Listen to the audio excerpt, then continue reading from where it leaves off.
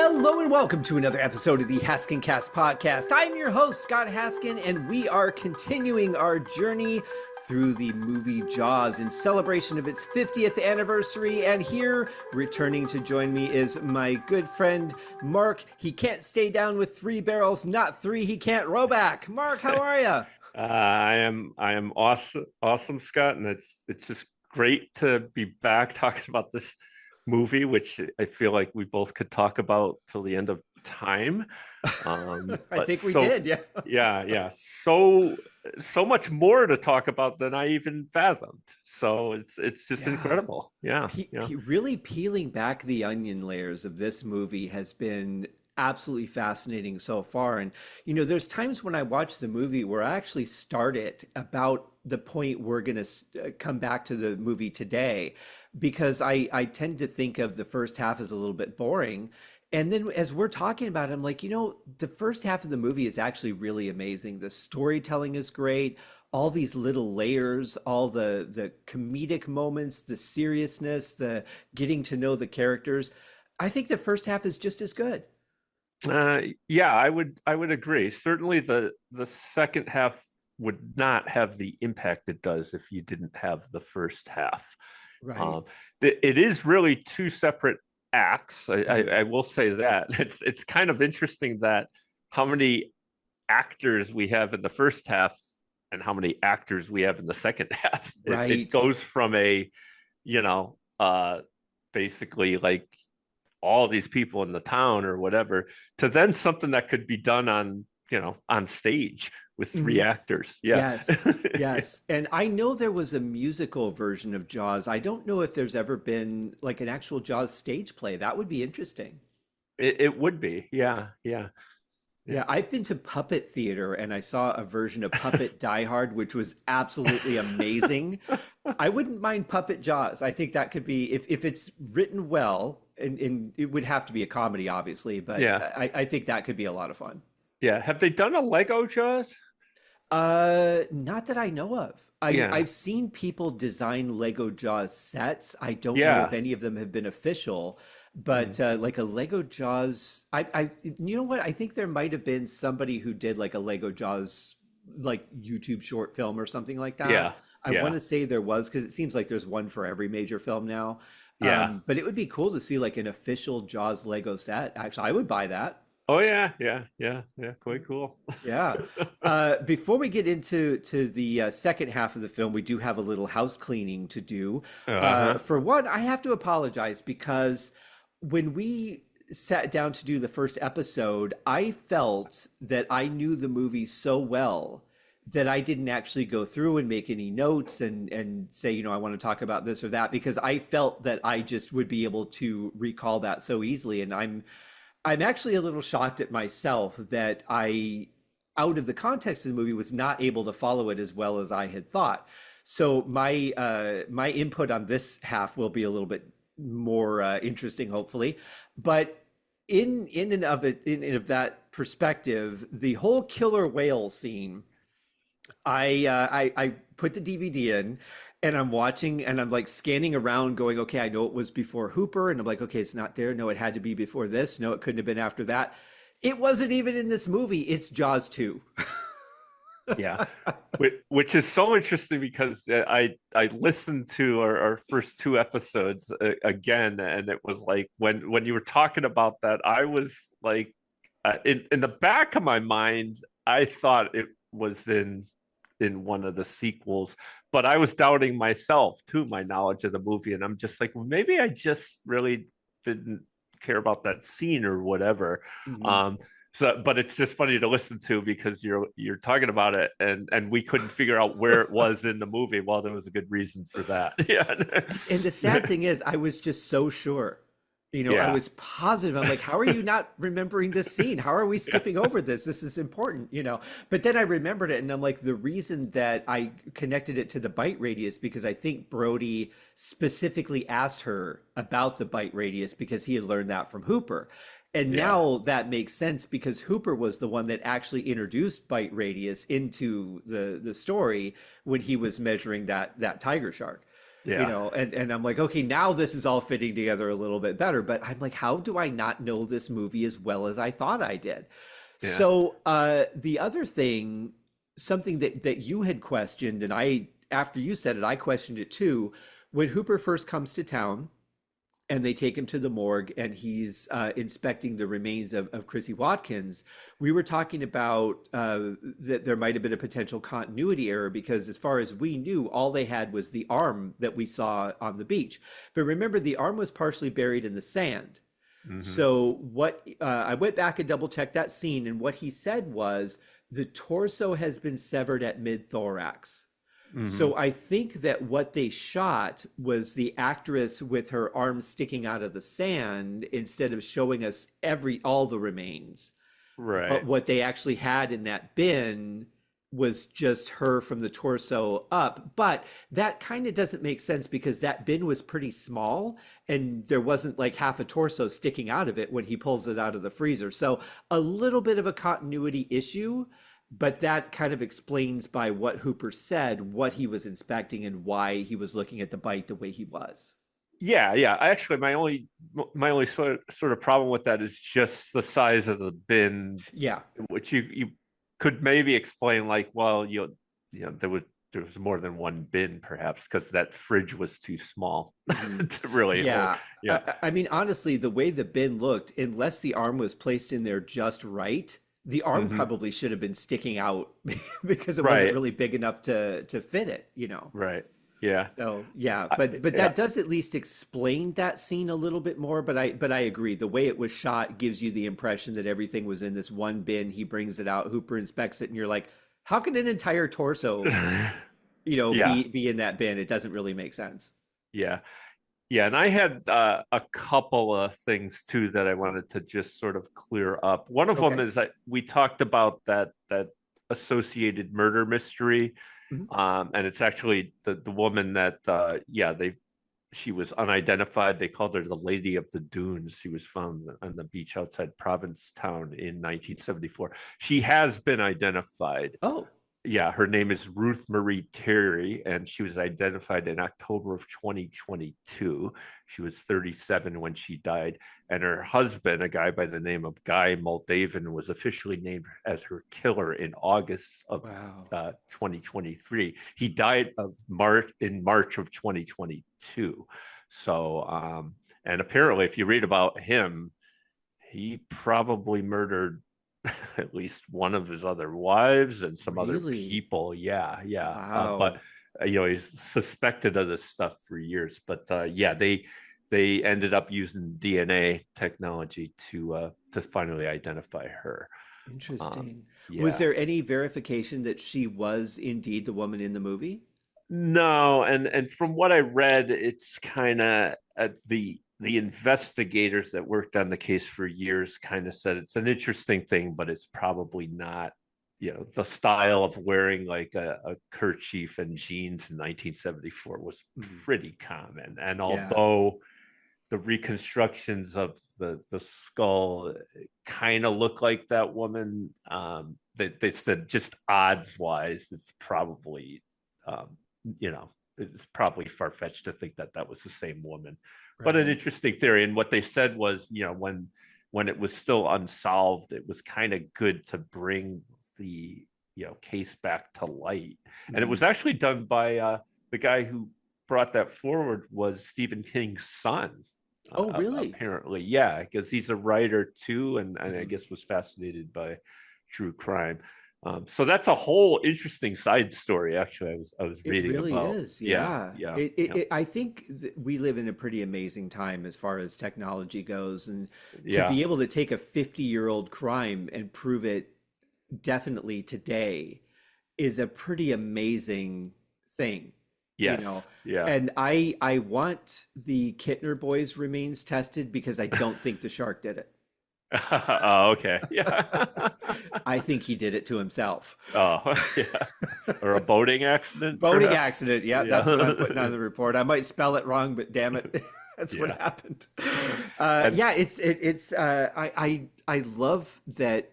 Um, I love that so many things can be definitively done today, even though, DNA really didn't start until the 80s, and even then it was such a slow process. And the bigger problem was not necessarily getting the DNA, but matching it with a profile, because we didn't have intelligent databases.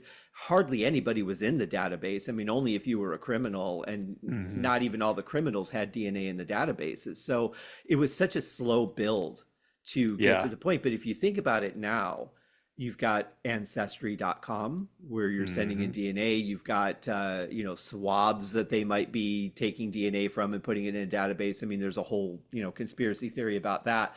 But to be able to take some of these things that, families who haven't been able to reconcile what happened, to be able to give them some kind of closure.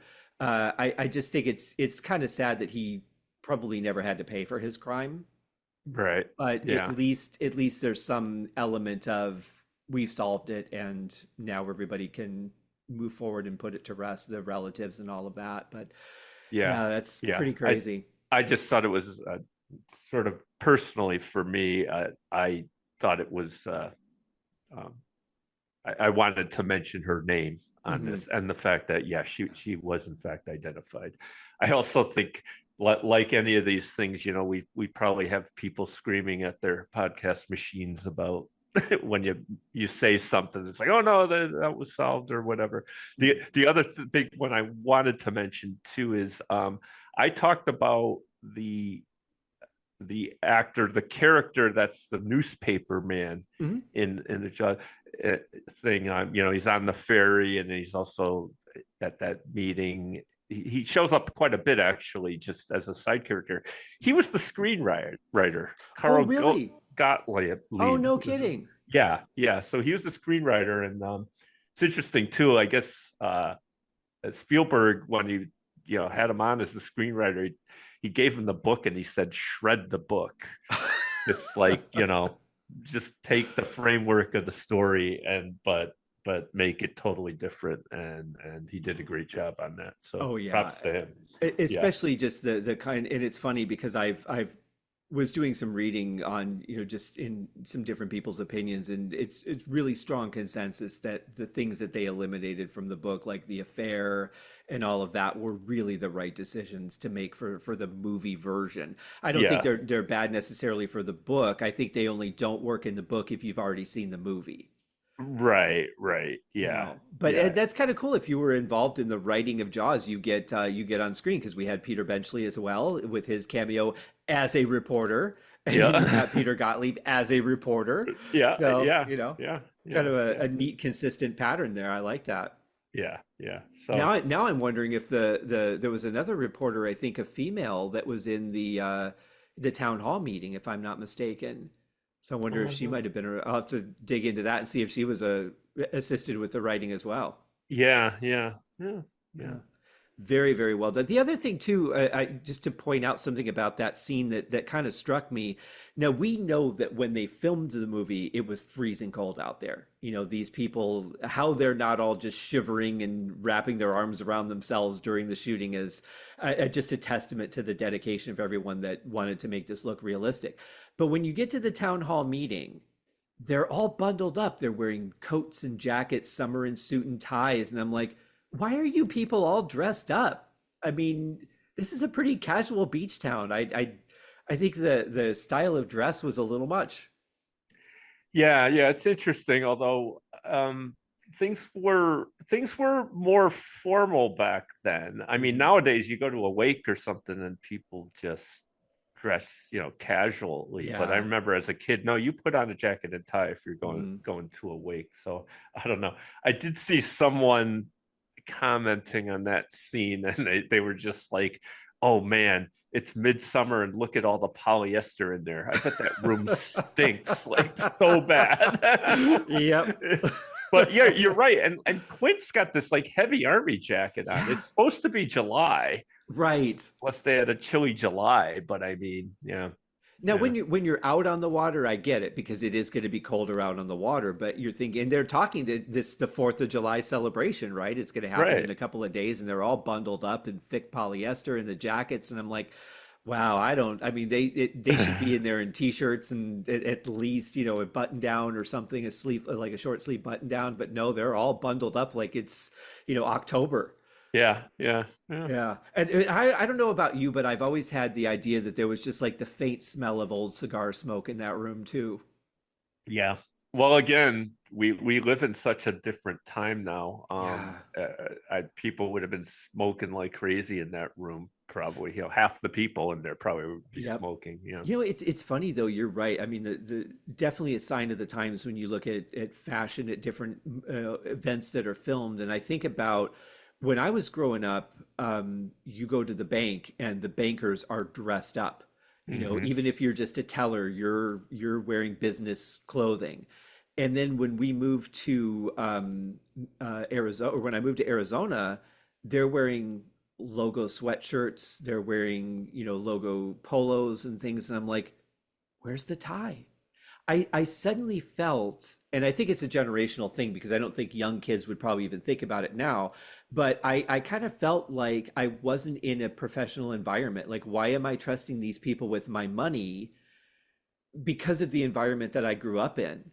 Yeah. And then you watch the trends and you're like, people are wearing flip-flops in their prom pictures, and like it's just a whole different world. And I look back and I think there was an element of professionalism that I feel like you automatically took things seriously because you walked into people that took it seriously.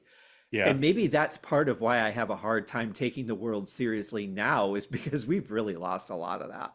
Yeah. Yeah. I'm dating my girlfriend now. She's a teacher in high school, or Mm. she was. She's still involved with the high school, and she said the kids post COVID, the kids come in pajamas and Wow. slippers to class. I mean, I can't. I mean, granted, I didn't dress up for high school, but it's like I can't fathom that. Like I'm Yeah, home.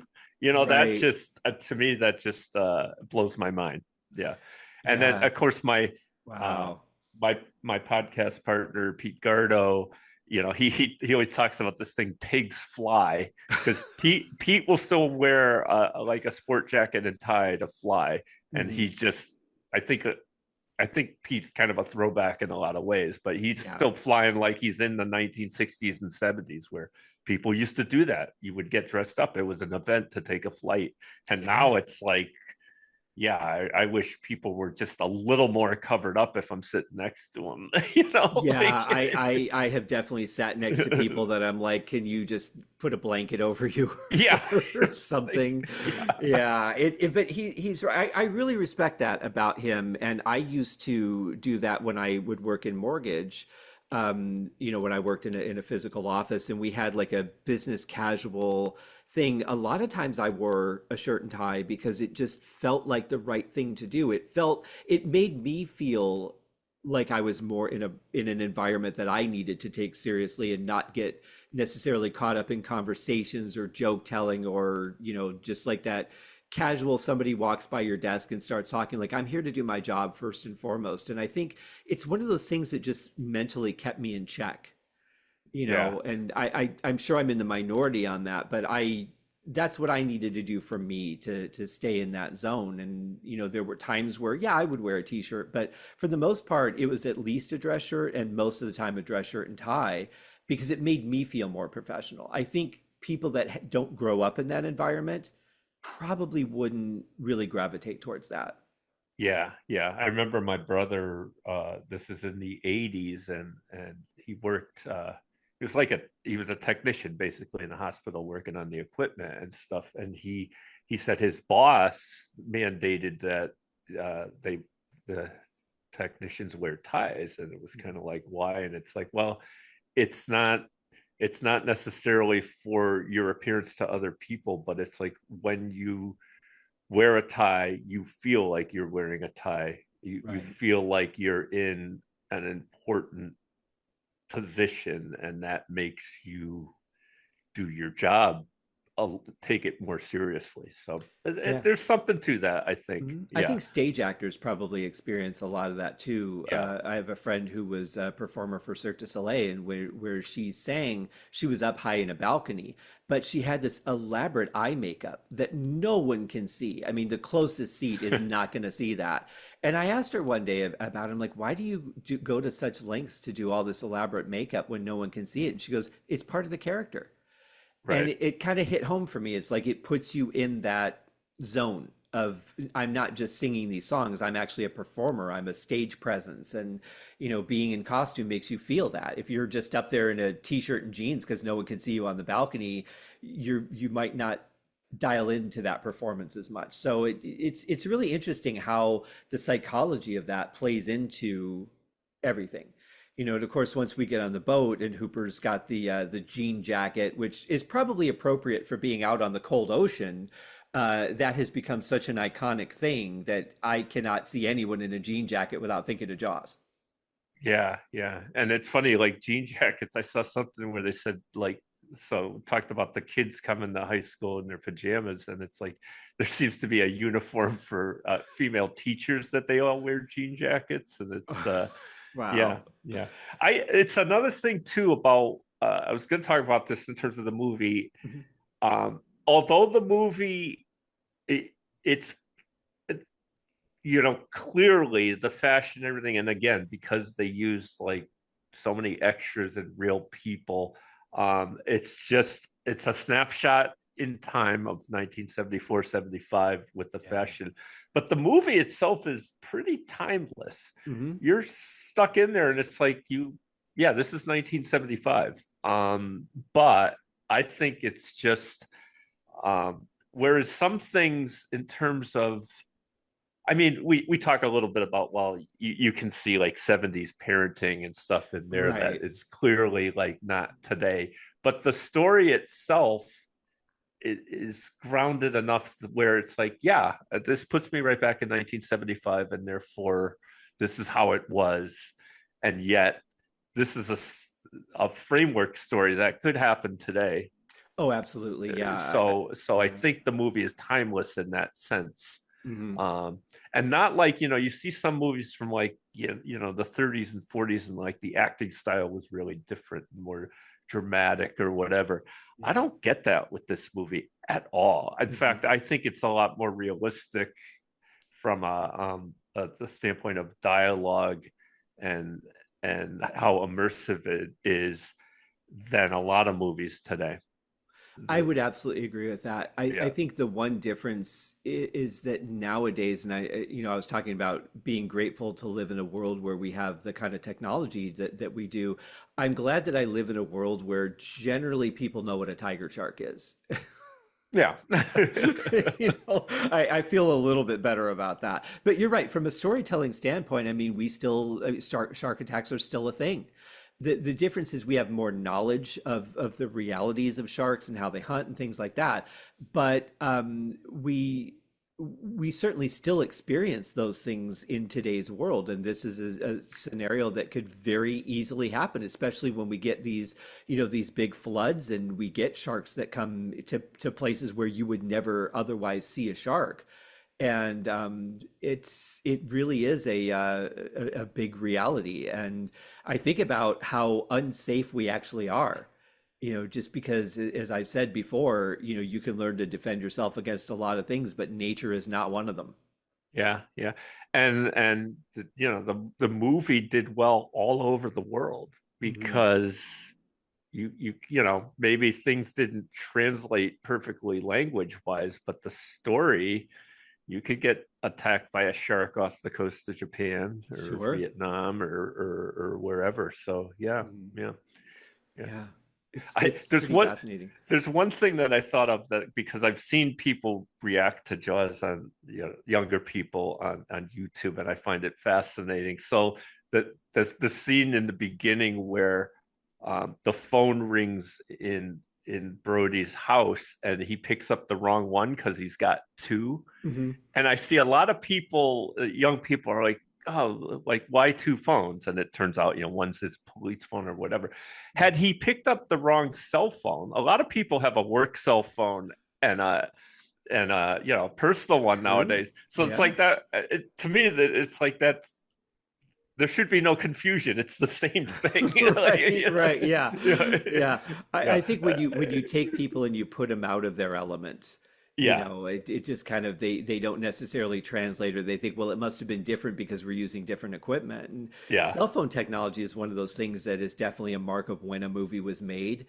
Right. Okay, well, they're using flip phones. Okay, now they're using iPhones. Okay, now they're using, this kind of technology. Now it's a Bluetooth earpiece. And you kind of get a sense of when a movie was made based on the technology. And I think that's another thing that Jaws kind of still holds that charm of there's no real technology in this movie. No, no. What do they have? You know, walkie talkies, Hmm. radios. Yeah, it's very old Landline school. telephones, Hmm. and that's about Yeah, it. I Yeah, mean, the most advanced thing you've got really is the sonar on the boat that Hooper uses when he finds Ben Gardner's boat. I mean, that's about yeah, as good and as it gets. he's rich. He's got all this equipment. Yeah, Right.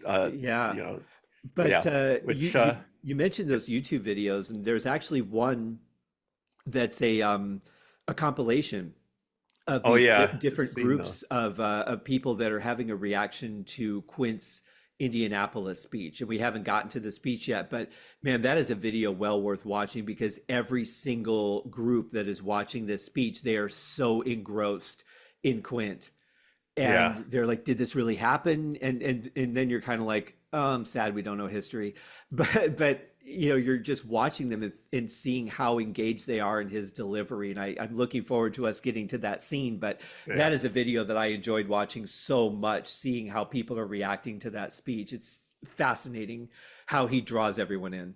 yeah. Because I had that reaction the first Oh time I yeah. saw it. It's like the movie. It's so yeah. We'll get to that. Yeah, Yeah, we will. I yeah, mean, for it's just sure. We like got. boom, the movie's dark. Yeah. But before we start on picking up where we left off, did you have any other house cleaning? Um, I think that was it. I sort Okay. of just wanted to mention um the actors, the main characters, the actors' ages when they did this. Roy Scheider was 42. Robert Shaw was 47. Hmm. Dreyfus is 27. Wow. Yeah, yeah. Lorraine Gary was 37, and Murray Hamilton was 51. So Murray Hamilton is the closest in age to me and probably you, Hmm. uh, Yeah. which it always makes me feel old. Like you look at these things because when you're a kid, I thought Murray Hamilton's character was probably 65 or Right. something Yeah, like he that. looks he looks like he Yeah, could date Mrs. Kittner. and even Dreyfus's beard was a little gray, which prematurely gray for a guy at 27. He Hmm. looks young and he acts young, but Yeah. looked a little gray. But you look at Robert Shaw. So Robert Shaw was the same age as my father. They were both born in 27. Hmm. My father got drafted out of high school in 1945, just at the tail end of World War II. Thankfully, didn't see any action. So Robert Shaw's character was supposed to be a World War II Navy veteran. So he's actually a little too young Oh for yeah. the character by Yeah. a few years. Maybe 4 or 5 years. So Right. yeah, Well, and they didn't touch on that at all in the movie. I can't remember what the book said about that. I mean, the only real backstory we get is about the Indianapolis, so we know that he was involved in that, but they don't really make a connection to World War II in the movie. But no, it would make sense, if he had you get the sense that he's seen some things in his life, yeah, you know. absolutely, yeah, and Yeah. that he's been on the ocean for a long time. Right, Yeah, right. yeah, Yeah, and it's interesting if you think about and we'll get into this in the first scene about his dialogue here, because his delivery of these one-liners that he has in this scene, I don't know if they were scripted. I don't know how he came up with all that. I've never read anything about it, but they are just an endless stream of little jokes, and he's cracking himself up left and right. And his delivery here is so natural. It sounds like the sea captain that's just been waiting to spring these things on people. He's been storing them up while he's out at sea, and he's just letting loose with all these one-liners. Yeah, well, what's interesting is a- another thing I went off and looked at. It's apparently the actor that played Ben Gardner was a local guy, and initially he wasn't going to be, I think, in the movie as a character. They brought him in because he was a local old salt that they to for Robert Shaw to like listen to, and his wife. The interview I saw, it was with his wife, and she goes, "Oh, first of all," she said, "finally somebody."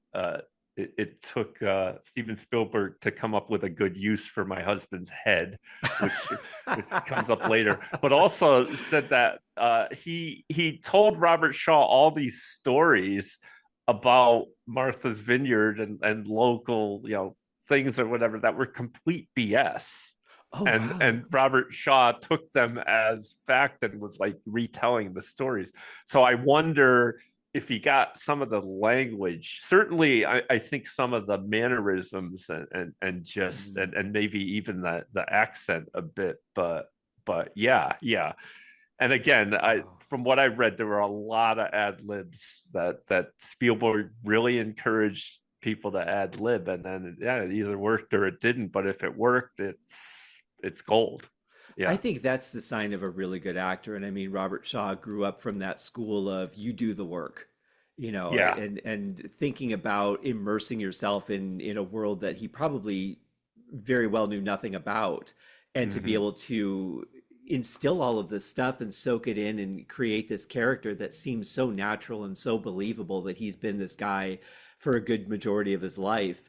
I mean, what a testament to what a good actor he is. And the only other movie I think I've seen him in was Force 10 from Navarone with a very young Harrison Ford.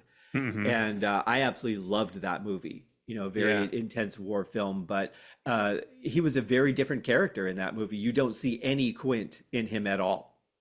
yeah, yeah. So of course he was in From Russia with Love, Mhm. um, and then The Sting. So you never saw The Sting? I don't think I have. Oh, that's another great 70s movie. If I Yeah, did, I was very young yeah. and I don't remember it. There are so many great movies from the 70s. I just, if you think about it, I'll just name three movies: The Godfather, Jaws, and Star Wars. Hmm. We got those within a span of less than 5 years, Yeah. and I just it's amazing. I mean, Hmm. come on, yeah, yeah. Yeah. So It really, but I think also you were forced to be more story driven because you couldn't depend on special effects to enhance your story. If you did have anything like Jaws, obviously it was a lot of work, or Star Wars was a lot of work to make that yeah, happen. You really had to have a good cast and a good story, and that was filmmaking back then. Now I feel like you could just hire somebody, pay them a lot of money, they're going to draw in your audience, like Ryan Reynolds or somebody, like that, where you just put somebody big in a big movie and have a decent enough story that people can engage with it, and you're going to have a hit.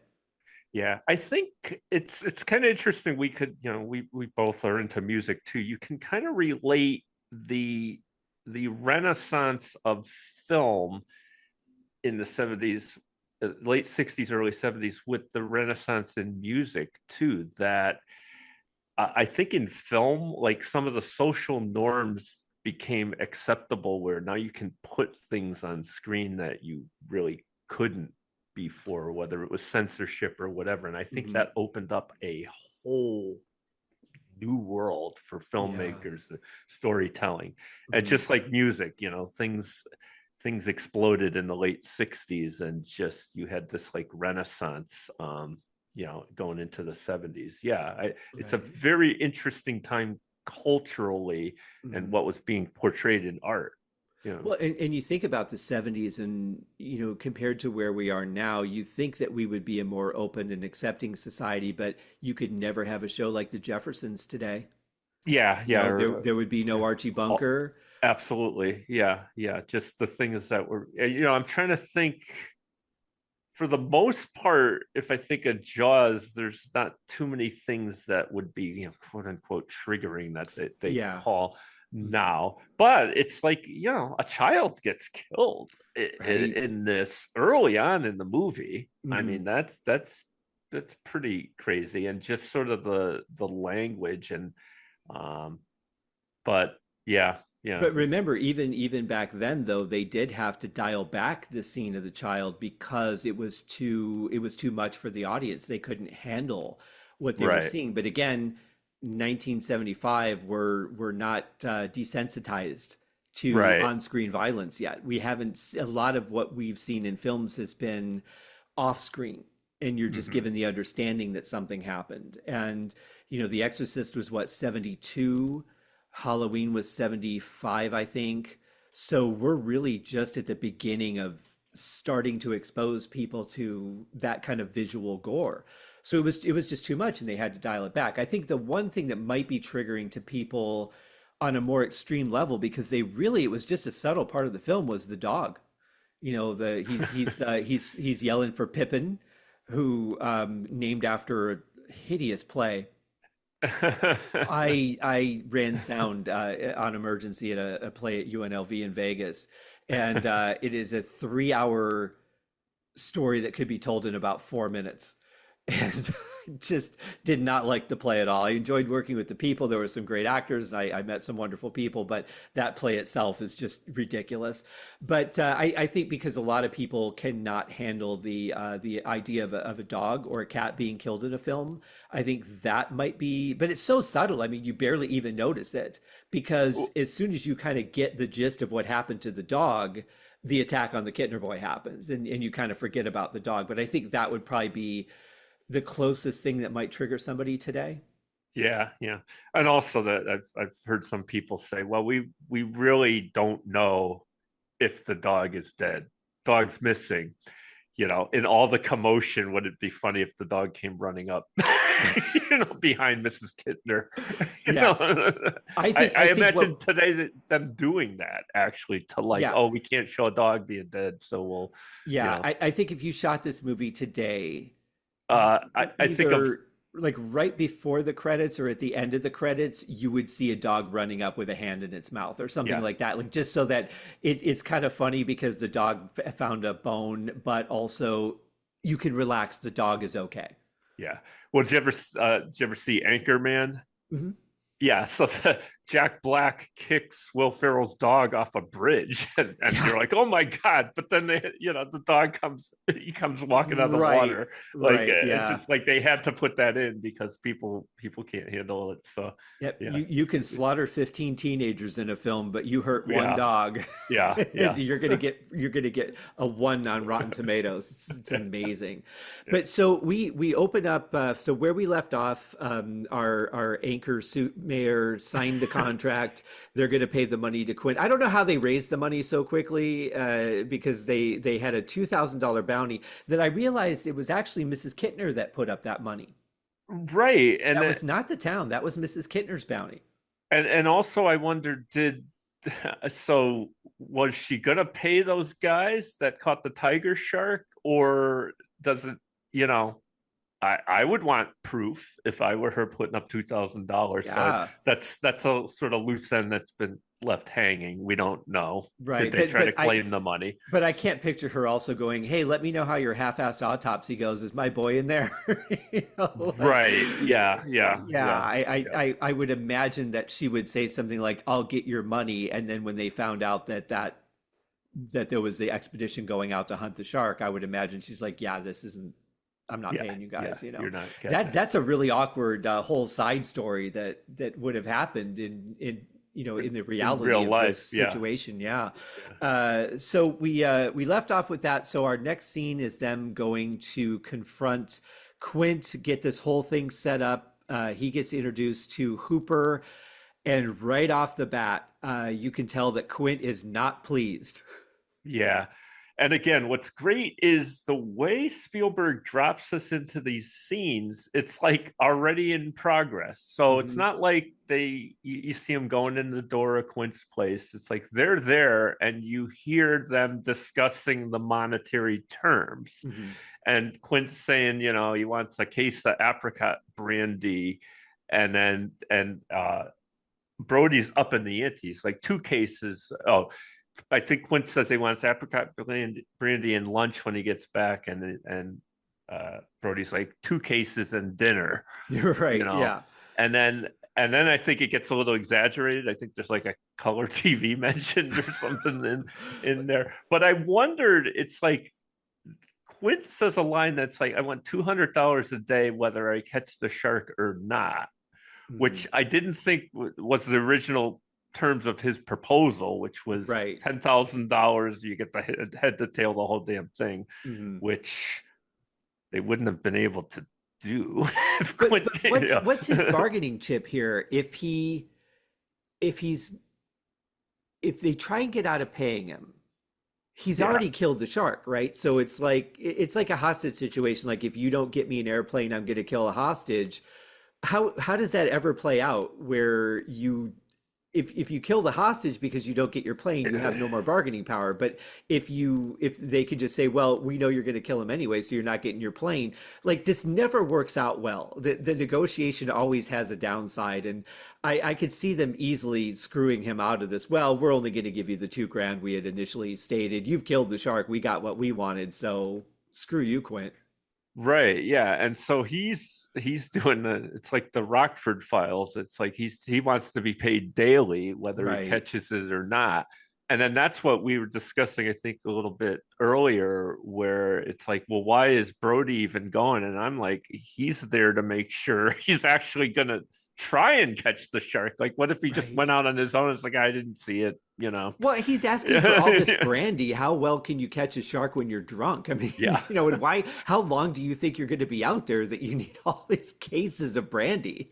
Yeah. Yeah. Like, I mean, I'm sure people on the sea are drinkers, but I can't imagine that, you're going to go through it that fast. And if you're going through it that fast, how are you catching a great white shark? Yeah. Yeah.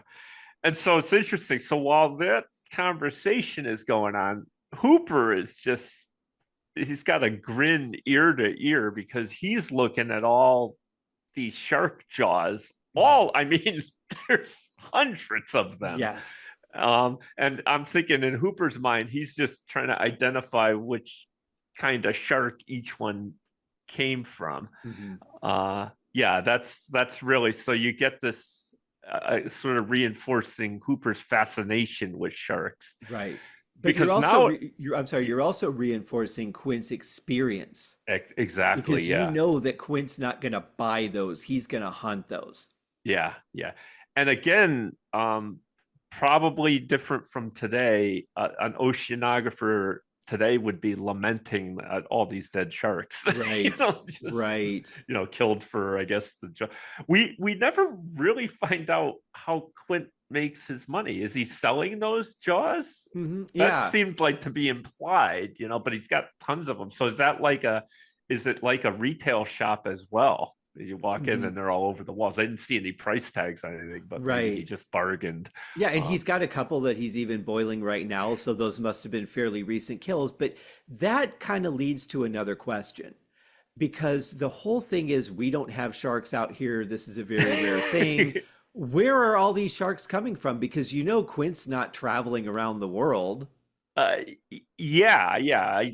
I've thought of that myself. And is it just that he's going well offshore? Hmm. There's plenty of sharks out there, but there was never one that came within 3 feet of the beach and started eating people.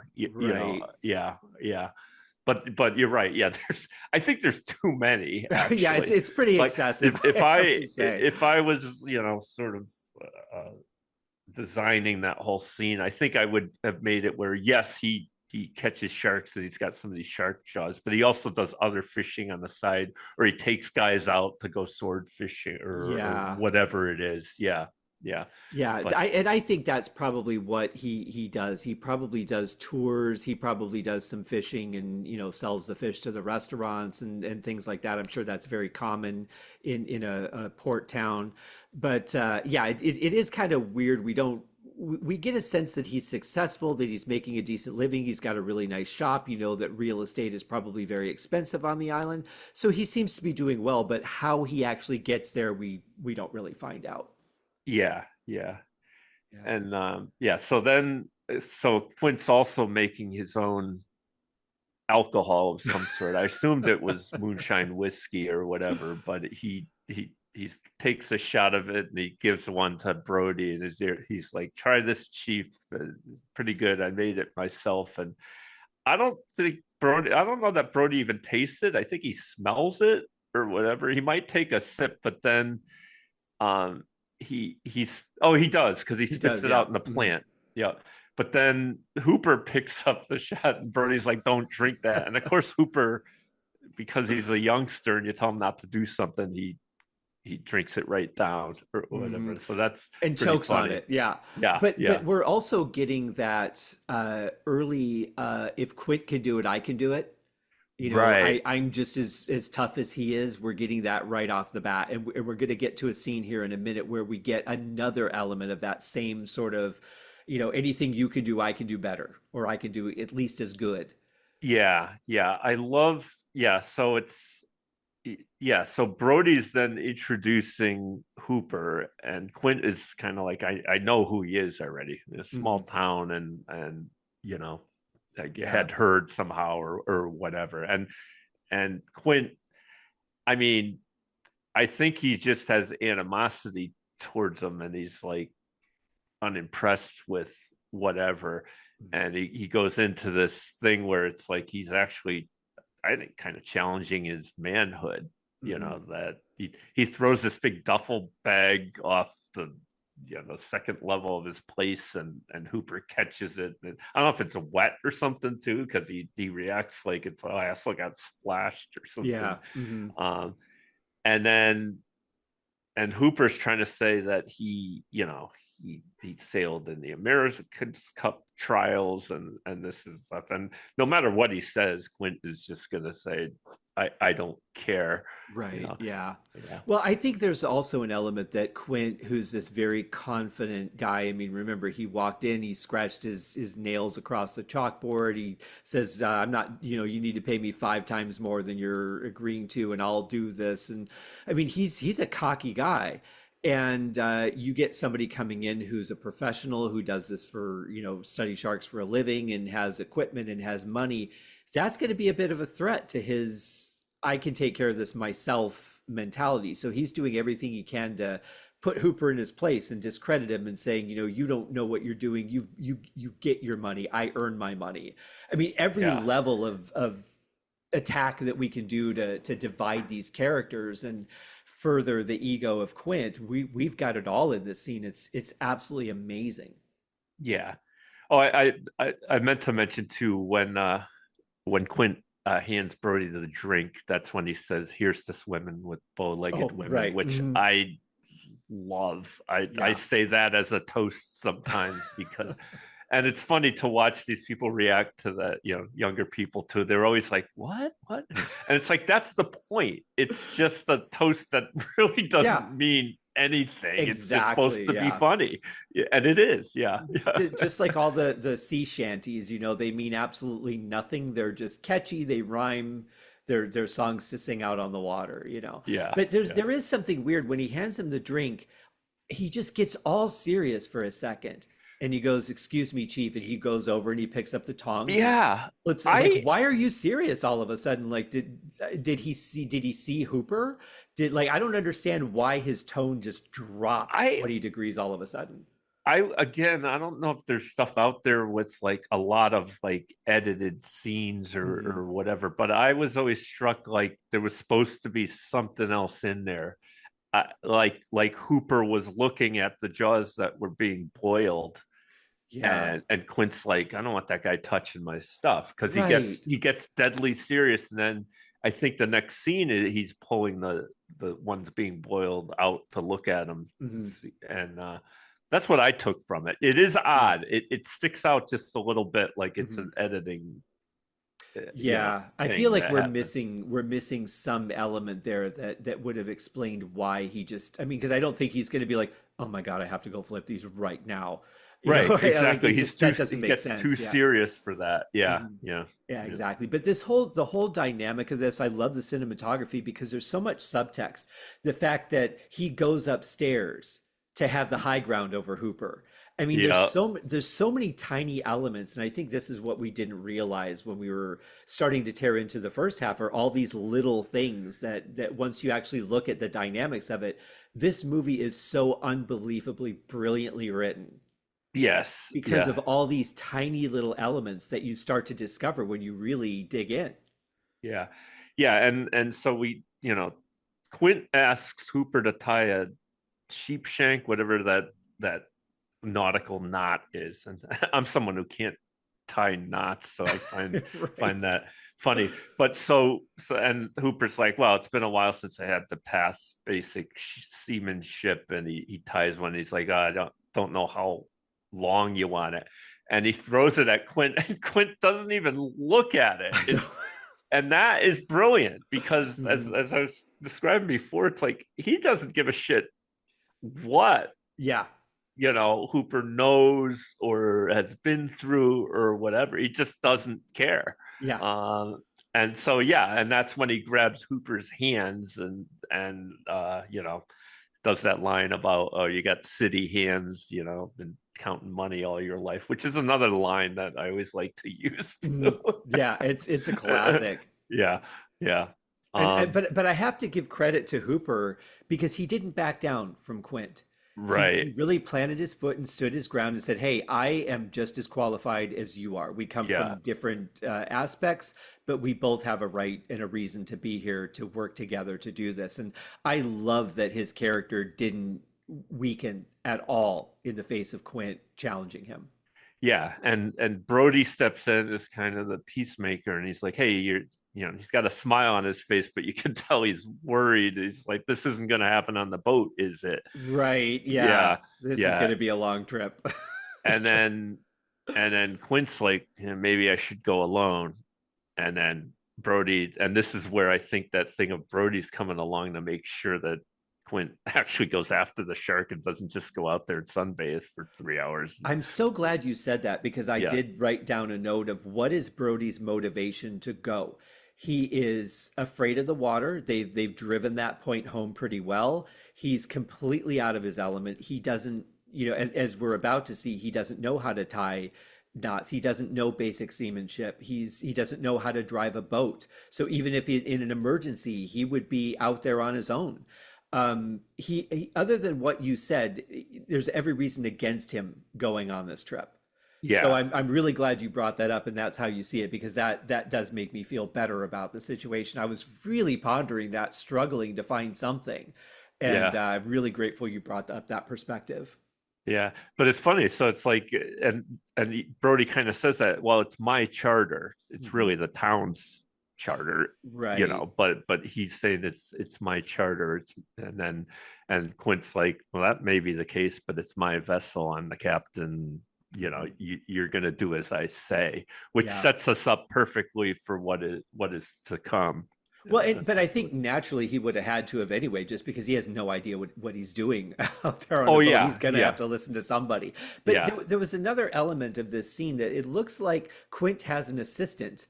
We see a guy at the very beginning. I don't know if he was a customer. I didn't get that impression. It seemed like he was maybe somebody there that he has as a helper. He would have been somebody that should have been on that boat, maybe.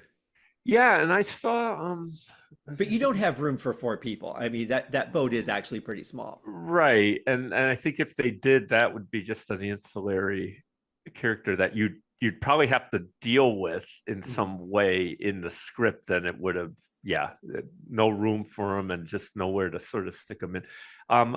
There's actually, I think, deleted scenes or something where his assistant quits. He's like fed up with Quint, like before that they go out or whatever. So I don't know if they had written that in, and maybe to kind of flesh out, what kind of guy Quint was a little bit more, or whatever. But yeah, that's interesting because in the scene, um, with the town meeting, he's there, but he's kind of just a lackey. He's there, he doesn't say anything. He just kind of follows them around. Right, yeah. Yeah. Yeah. And it's like I always thought that, well, why did that guy have to be there? He has no lines. He just follows Quint around. So it makes sense that maybe they had some scenes with him later, but they got cut. Yeah. Just from a movie making standpoint. That would, right, because again, you're working on a tight budget. Why are you, paying people that don't need to be in the movie? There's literally no reason for him to appear at all unless there was something else that was intended and didn't make it into the film. Yeah. But yeah, I love the scene. I think it's shot just absolutely brilliantly. It flows so well. You're already seeing the dynamic that we're heading into, which is a great setup for the entire rest of the film. Absolutely, yeah.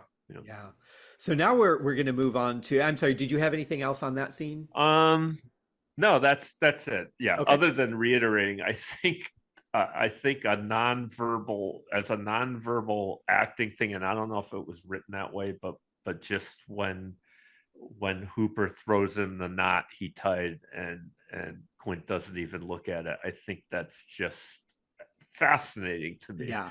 And if you blink, you'd miss it. But I just think it's so shows what's going on in that scene without any dialogue. Yeah.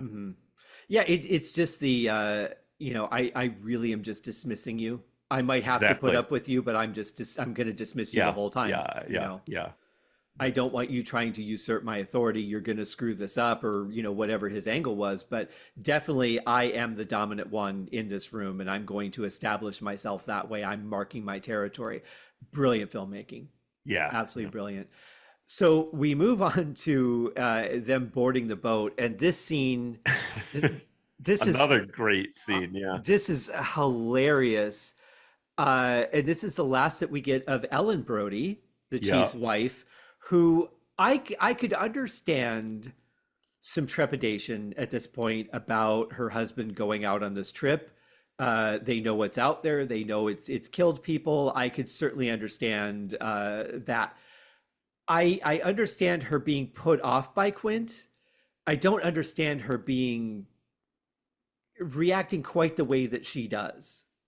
I would agree. I think she seems to be, well, she says he frightens me, but maybe that's just an intuition thing. I mean, sometimes you get a feeling from people. But yeah, I in general, I would agree with you too. I think, again, they know they're going out after a shark. She knows Brody doesn't like the water. So maybe there's all that. But I thought it was maybe a bit too dramatic. She's saying goodbye to him like he's going off to war. Right. And well, he kind of is, actually. But, he is, but you don't know that. But but I thought Brody's dialogue was realistic. He's just look, don't use the fireplace because I haven't checked the flue out yet. Practical things I'm going to be away for a few days. This is dangerous or whatever. But that's interesting. But her line of "What am I supposed to tell the kids?" Why wouldn't you tell the kids that Daddy's going out to try and save everybody? What? Again, I mean, you don't have to put the fear into them. You can just say he's gonna save everybody. He's going out to catch the shark or something, because obviously the kids know that there's a shark out there. So it would seem like it would be more realistic to tell them the truth and saying Daddy's going out to put an end to this so that it's safe to go in the water again. Why she's questioning what to tell them seemed like an odd bit of dialogue to me. Yeah, because or don't tell him, just tell him Daddy's on a business trip. I don't know. It's really, to me, it's a bit of a flaw, I think, in the screenplay, because it's a bit to me they're setting it up like he's gonna die. She thinks he's gonna die, basically. What am I gonna tell the kids? I mean, it may not matter if you come back in a couple of days, who cares? Like, but to wrap up her character, I think what they have not mowed the lawn since we did our last one. I had it going earlier. It's funny. But what I think what puts it over the top for me beyond that dialogue is that she just kind of gets really upset when Quint tells the story of Mary Lee died at the age of 103 for 15 years, kept her virginity, not a bad record for this vicinity. All of a sudden she's like, that's too much. I have to leave. Running away. Yeah, she doesn't stay at the dock to see him off. She's just like, I'm out of here. I can't deal with this guy anymore. Like, that's the thing that sent her over the edge, really. A little piratey thing, Yeah, that strikes me as odd. And again, I think it's if I can find flaws in the screenplay or whatever, I think that's a little bit her reaction is over the top, and when it comes is not right. Yeah. I could see if I think a better thing would be like Quint like yelling at Hooper or something, like seeing like a rage or something, that might, but just him saying a limerick, that's a little bit dirty. Yeah. Like, why would that? I mean, I don't know. I agree. I mean, a more appropriate thing would have been something more along the lines of, how are you going to deal with this guy for 3 days, or or I wouldn't want to be. Yeah, I wouldn't want to be on a boat with this guy for 3 days or something like that. Yeah, right. But it almost makes me wonder if she isn't.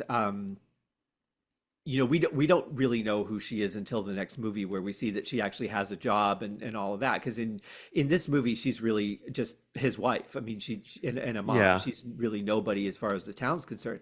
And it makes me wonder if she's one of those like sheltered housewives back then that would just go to her friends and they would play cards and they would gossip and talk, but never really was exposed to the real world, kind of like a higher society type person. Yeah, and just wasn't exposed to people like that.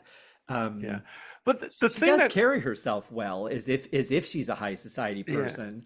But that's the only thing I can think of that would really kind of justify the I don't even know how to deal with this guy, I have to leave mentality. Yeah, but what doesn't fit is her husband was a police officer in New York freaking City. I mean, he's leaving every day. He could get gunned down in the street, because and again, we don't have enough backstory to know, but like even in the beginning when he's leaving for the after he hears about the Chrissy washing up or being missing or whatever, and she's like, be careful, and he's like, in this town, nothing happens in this town. So she seems to be overly protective of him. Mm-hmm. And he was a police officer in one of the most dangerous cities in the United States. That doesn't make sense. Do we know what kind of police officer? Did we ever find that out? Because he could be an investigator. Detective. He could be detective. He might not be like on the streets or patrolling. Yeah, and I think this is my bias because I can't separate him. His character there, since he's from New York, from the French Connection there. It was was freaking dangerous. Yeah. And I'm sure there are fan theories that that's the same universe. I'm sure that's out there somewhere. Yeah. But this scene is great because, again, he's immediately challenging Hooper. He's like, you're bringing all this equipment on. It's a joke. Right off the bat, like they're just continuing that rivalry as if they've been siblings, and they've spent their whole lives barking at each other. Yeah, and I wanted to mention too, because again, how Spielberg, and maybe it wasn't Spielberg, maybe it's the way the film was edited too. So kudos to the editor, but you're dropped into the scene immersively, because it's almost like in the beginning you're walking with Quint and his lackey there. He's making a list of what they're bringing on the boat, whatever it is, harpoon gun, shotgun, there's a list. And then it almost like transitions. Then you're walking by Hooper's lackey and he's like, got all the, he's describing all the stuff, the tanks, the scuba gear and all this stuff. And then that's where you get Again, great lines like Quint. He's like, "Oh, these kids today, they bring out everything, radar, sonar, electric toothbrush."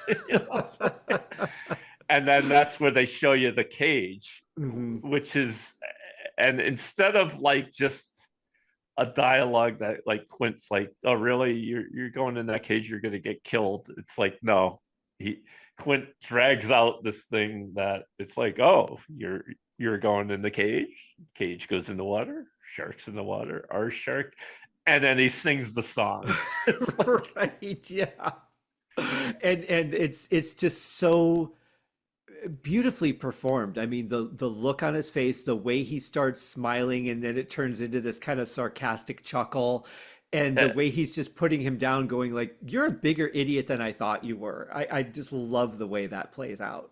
yeah, and he's singing the song, and even Dreyfus too. They show his face, and he's got this look of like, this guy's an asshole, but I'm smiling and nodding my head. Yeah, Like I'm gonna be the bigger man. yeah, Yeah. yeah. But there's some really good subtext or precursors, I want to say, in this scene that I noted because, for one, we've got the cage. As you learn how movies work, Mhm. and when you can predict an ending, you start seeing these little things going, oh, okay, they brought this element into the film. We know that this is going to play out at some point later. So Yeah, at some point he's going in that cage yeah. and he may or may not make it, but we know that cage is going to come back in the story at some point. They also show the air tank, Hmm. and oh, I think this is a little bit later. Yeah, this is in the next scene. Yeah, yeah. But they have They mentioned the air tank, I think. yeah. We get the precursor about the cage. We're also getting some pretty happy music through this because it's this nice little back and forth jabs. It's Quint just throwing out these little quips, but the music here is pretty happy. It's not doom and gloom that they're about to sail off to their deaths. This is the element that I think is really important because this is such a distracting scene from the danger of the shark. We know the shark is killed people. We know it's not afraid of people. We know it's aggressive, but we kind of forget about that because now we're investing in the characters. We're learning the dynamic. We've got this nice, happy little music. We're not afraid. Yeah, yeah.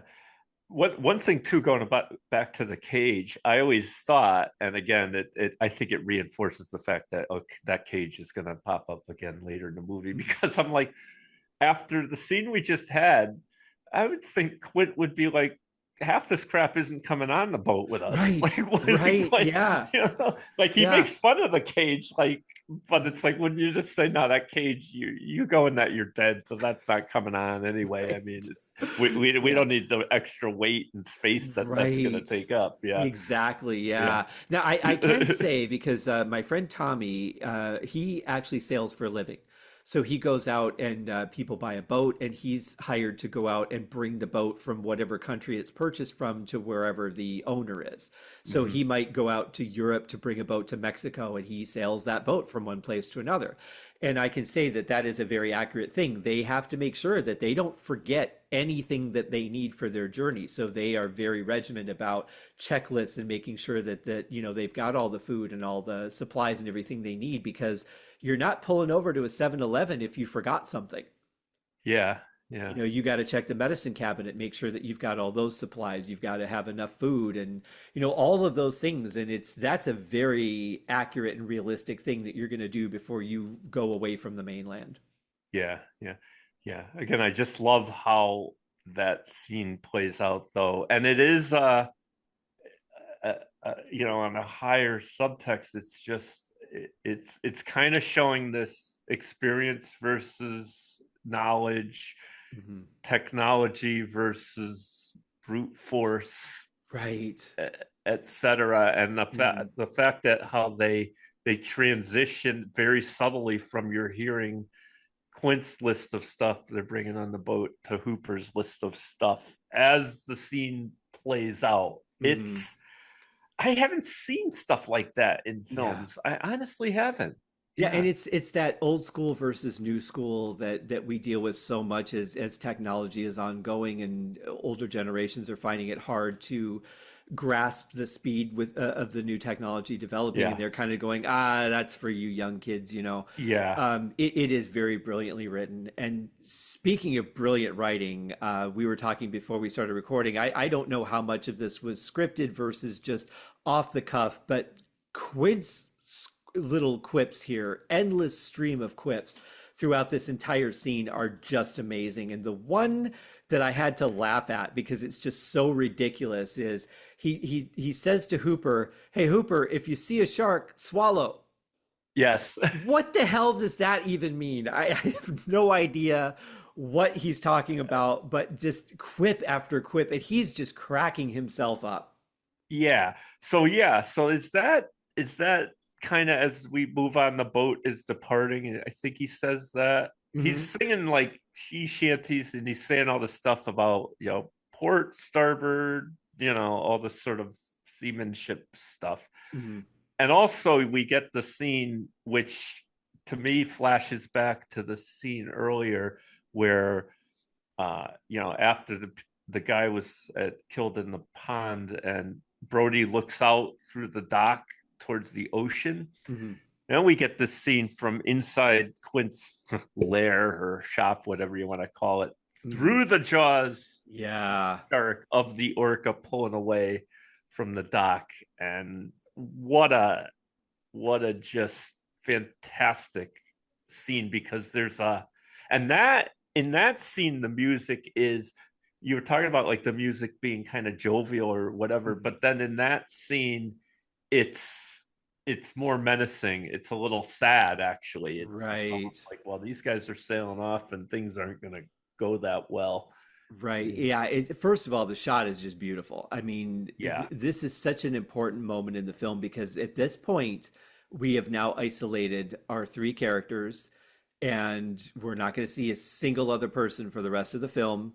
But we've done the now we've accomplished the horror movie making plot, right? We've isolated people. They're out in the Yeah. water. They can't get immediate help if there's an emergency. If they call it in, they have to wait for somebody to hunt down their coordinates and get out there and find them. And water travel only goes so fast. We also realize that this is the ocean we're dealing with. This is not some little pond. This is not near the shore. This is the big ocean, and these guys are going out there to potentially meet their doom. All the elements are in this scene. People might look at this as a throwaway scene, but honestly, this is one of the most important moments in the film because it divides Act One and Two. Absolutely. That's what I was just going to say. It's a division Mhm. of the movie. And also, I just the window is a little dirty. Like I could almost see someone filming that scene, and it's like, oh no, we got to clean the window perfectly so you can see everything. It's like, Mhm. no, you just got to see the ship pulling away. and Right. and that's where I think we find out the name of the ship, Mhm. is because that's the first time you see it. It's not mentioned at all, um, other than later, I think during a radio call or something like that. Yeah, he But says Orca Mayday. Yeah. yeah, yeah. Mhm. So Yeah, I'm just glad he didn't name it the Indianapolis Junior. yeah, or Indianapolis too. Right.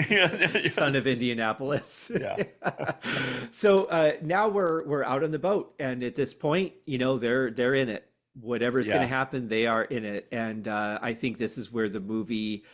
It's interesting because it's a combination of the movie taking off and the movie not taking off at the same time because we're going to get a little bit of false starts and a lot more of just the character building, the dynamic really being driven home between these three. Who knows what? Who's comfortable doing what? I mean, it's really just great movie making from here on out. And so we've got Chief Brody dropping the chum to attract the shark. They're about 5 miles out from what I don't know, I guess from the point where they started dropping the chum, because Quint says we got 5 miles on him. So yep, I guess they're just kind of dropping this trail of breadcrumbs for the shark to follow.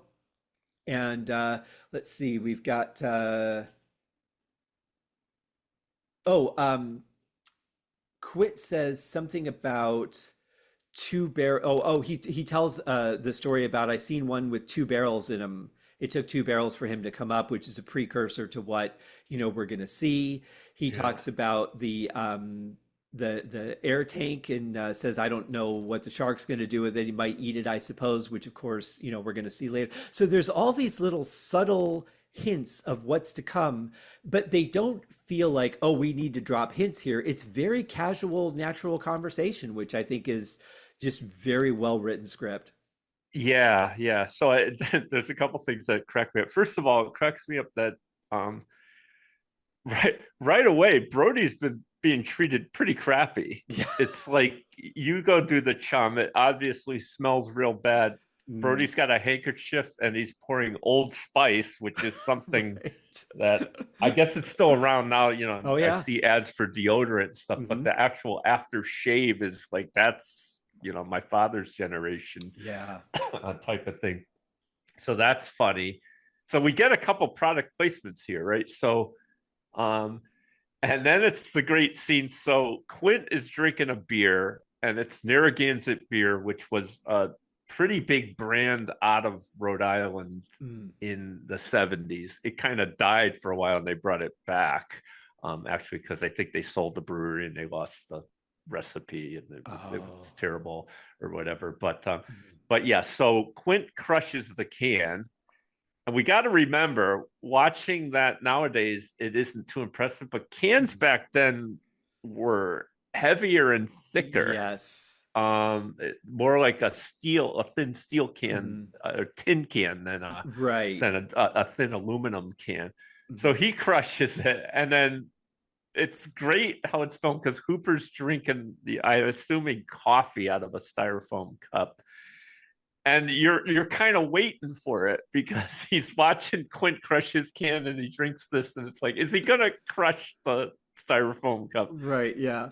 And he does, and then he just kind of drops it like daintily, almost like out of his hands. It's a It great, that dichotomy thing yeah. again is It's great. like it's not as impressive as I thought it was going to be. And then yeah, Quint, he's talking about the stuff with the I don't know what the shark's going to do with the tanks. I wonder if that comes after the tanks start rolling, because he tells Brody to drop another chum marker. That's when he says we got 5 miles on him or whatever. Yeah. And so Brody goes to get one and he unties the wrong thing and the tanks roll out. Right. And Hooper goes nuts. It's like, if you don't watch it, these things are going to blow up, Mhm. which, okay, that was kind of telegraphed, although it A little seems telegraphed overemphasized. Yeah. now. They're gonna blow up. Yeah. You And know. that's where Quint says, I don't know what the shark's going to do with all that stuff. Mhm. Eat them. And he says, I think I saw one eat a rocking chair once or Mhm. something like this. But see, at Um, this point, we have our ending, right? We've told right. everything that's going to happen. We Yeah. don't know who's going to live and who's going to die, but we know how this movie is going to end. We just don't know that we know how this movie is going to end. Yeah. Yeah. In fact, I think that when the tanks roll away, you see the shark cage in the scene as Oh well. yeah, I think you do. Yeah, because they're Yeah. they're tied up right where they put the cage. They tied the cage to the Yeah. wall. Yeah. Yeah, good point. Yeah. But what I didn't, what sort of gets me is, Quint is set up for deep sea fishing with a rod and reel. Granted, it's a big setup, but this shark is huge. Like, I guess they don't really know how big it is, but Hooper has an idea. He knows the bite radius Right. or whatever. Um, so it's kind of funny, but what a great way of setting up the tension again of that. Well, there's something messing with the line. Well, I What wondered is it? about this because I started to wonder too if his profession wasn't sword fishing, going Right. out and catching a swordfish or two. Obviously, he doesn't have a big boat, but Yeah. you could get a couple on there. But I thought too, does he have the line in the water for catching something for dinner? Just like, hey, while we're out here, I'm going to catch us some extra food to eat so we don't go through our supplies so fast. Or Right. because I don't know, they don't show what he's using as bait. They just show he's trying to attract the shark with the chum, but he's not necessarily trying to bait the shark with whatever's on the hook. So I thought my assumption is that he was just trying to catch something for dinner, but I don't really know. And then he saw it, you know, thinking I've got something big, but I don't know how he knows he has something big just because the thing bobs a little bit. Yeah, yeah. I mean, I I agree. Like, I just can't believe he intended to hook the shark on that setup. I Right. more think it's like he's got a line in the water just to pass the time. They're putting chum out. Maybe the shark's going to come, maybe not. But I'll But you're have a line gonna, in the water, catch something for yeah, dinner because or you're gonna whatever. attract other things. You're gonna attract other fish or, something that might be edible. So then it starts moving a little bit, the reel, and like taking a tiny bit of line, and he sees it shake, and he starts strapping himself in, and it's kind of like the music makes it intense. Hmm. But if not for the music, would it be just like, oh, maybe I'm going to catch a swordfish or something, Right. something Yeah. pretty big? Yeah. But I love how slow he moves, how he's trying not to attract it. And I don't know why, but he's being just very calm and just slowly buckling himself in and not being noticed, not alerting the other guys, which I don't know why he wouldn't. I don't see what the point of that is. But you couple that slow build with the music, and this is a really great part of the scene. Yeah, and in the midst of it, he was trying to teach Brody how to tie a knot, and so Brody's sitting there, and Quint's like going telling a story of how to tie the knot. Like the snake goes into the cave, Mhm. goes around to something and comes out or whatever, and then it's timed perfectly where Brody finally gets the knot right as all of a sudden the line starts streaming out on the pole. It's great. Yeah. And then Quint's telling him to get behind him and Mhm. then get some water and pour it on the reel because I guess it's getting hot or whatever. Yeah. And Brody, again, they're showing how out of his element he is because he's like, "Oh, Right. what do you want me to do?" And he's kind of panicking. Mhm. And then Hooper's off thinking, yeah, he's just got a game fish or something. Um, yeah, it's funny. And yeah, Brody, he asks him to pour water on the reel, and then Brody keeps doing it. And then Quint's like, that's enough water. You want to drown me or whatever. So Brody doesn't know what the hell he's doing. He's Right, just, yeah. yeah. But I honestly don't understand this scene. This is the only scene in the film that on the whole, I don't get. I don't know that much about how they would determine what's on the hook. Right. But it seems to me that a shark wouldn't be teasing you, it wouldn't be pecking at the food. It would see the food, it would swim around it, and then go, okay, I'm going to eat that, and then just go eat it. I don't think it would necessarily be playing with the line or anything like that. So I don't understand what Quinn is basing his assumption on that he's got the shark. Equally, I don't understand what Hooper is basing his idea on that it's necessarily a game fish like, a marlin or something like that. Yeah. I don't understand where they're coming from in this scene. So that's always thrown me off. And then after he has to cut the line, he's still arguing that he's right, and I don't understand the dynamic of it enough to understand the ending of the argument, I guess. Yeah, yeah, I agree, and also it kind of doesn't make sense. It's like, well, Quint's like, oh, he's gone under the boat. I think he's gone under the boat, and it's like he's a really smart fish, and I'm like, I don't know that.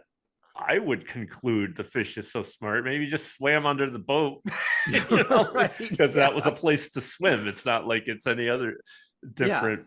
Yeah. And I guess they kind of, so he tells Hooper to like tie the line off or something like with a rope. I don't really understand what they were doing there, but it snaps and Hooper gets smacked in the head. Well, Brody does actually, and Mhm. Hooper falls over, and and then Hooper's like, well, that doesn't prove anything. Um, a subtle thing is that's when Quint talks about he had a piano wire as the leader. And he Mhm. said, he's like, oh, well, game fish, whatever, it cut through that piano wire. I don't think so. And then, yeah, Hooper's like, well, yeah, that doesn't prove anything. And you get the great line from Quint that, well, it proves one thing, Mr. Hooper, that you college boys don't have the intelligence to admit when you're wrong. Which is a great line, and we will actually be coming back to that line a little bit later. But here's the thing. He was convinced he had the shark before the line snapped, right? And there's a deleted scene where he's buying the piano wire. And Yes. there's he for some reason, he's buying it at a music shop. Music Because, shop, you know, yeah. that's where you would get piano wire. And there's this kid that's trying to play Beethoven's Fifth, and of course Quint starts making fun of him and scares the kid off. It's a cute scene, but completely unnecessary for the movie, you know. Because this is the thing, you know, you mentioned that we're dropped into scenes a lot in this movie, and I love that kind of filmmaking. I don't need to see them walking into the shop to go, okay, they've walked into the shop. You know, you Right. get some filmmakers that are, and I've even had a filmmaker tell me, I'd like to edit my movies as if the audience is stupid. Yeah, yeah, And I'm like, we don't need to see them walking into the shop. The fact that yeah, they're into the shop tells us they walked into the shop. They didn't morph into that, you know. yeah, yeah, So I like that. But yeah, so he doesn't know until after the piano wire's bitten, but he's already convinced before it even takes off that it's a shark. So yeah, I'm very confused by the dynamic of that. But the way that it ends, I think is great. Just with Quint going, I told you, I know what I'm doing, and you don't. yeah. And then Hooper very childishly like makes a face with his mouth and fingers, and gives him the up yours when Quint's back is turned. Though Of it's like, course, yeah. yeah, he doesn't do that.